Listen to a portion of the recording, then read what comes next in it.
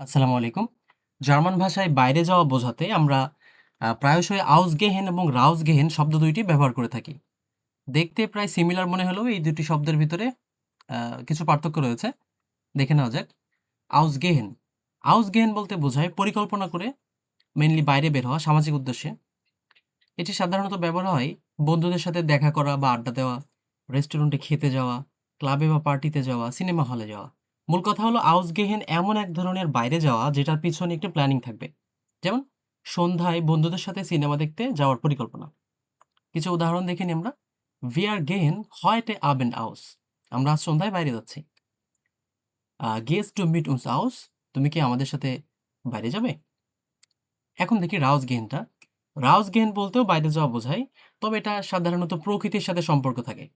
এটা ব্যবহার হয় যেমন হাঁটতে যাওয়ার ক্ষেত্রে, অ্যাডভেঞ্চারে যাওয়া, ক্যাম্পিং করতে যাওয়া, পাহাড় বা প্রকৃতির মাঝে যাওয়া। এখানে হোটেল, রেস্টুরেন্ট বা কৃত্রিমতা যে সেটার সাথে কোনো সম্পর্ক থাকবে না।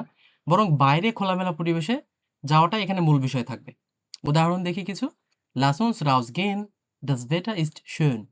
চলো বাইরে যাই, আবহাওয়া সুন্দর। Ich gehe gerne in der Natur sehr. আমি প্রকৃতিতে বাইরে যেতে পছন্দ করি। কিছু পার্থক্য দেখি। Ausgehen শহর, রেস্টুরেন্ট, ক্লাব বোঝাবে পরিবেশে।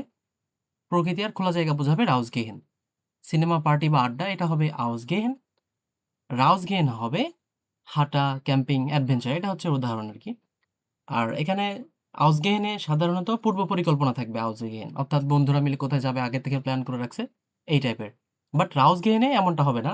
রাউসগেইন এ ওটা হঠাৎ করে স্বতঃস্ফূর্তভাবে হয়ে যেতে পারে। তো এই হচ্ছে এই ২ টার শব্দের বেসিক পার্থক্য।